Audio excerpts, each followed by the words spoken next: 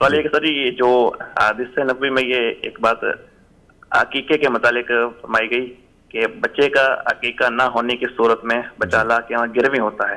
اچھا، تو اس کی تھوڑی وضاحت سے کر کے بتائیں کہ گروی کا کیا مطلب ہے. یہ مطلب بات سمجھ میں مطلب نہیں آ رہی تھی. جی ٹھیک ہے.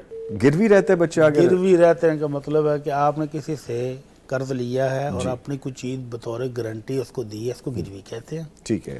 تو اللہ رب العزت نے آپ کو یہ جو نعمت دی ہے یہ مختلف بیماریوں، مختلف حادثات، مختلف آفات کے سامنے رہتا ہے.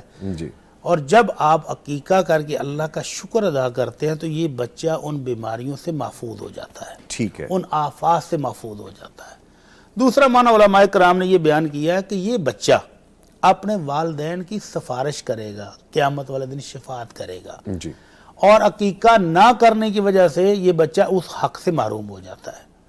اور اگر آپ اس کا عقیقہ کر کے اللہ کا شکر ادا کر دیتے ہیں جی تو پھر یہ بچہ کل قیامت کو اپنے والدین کی شفاعت کا حق رکھے گا.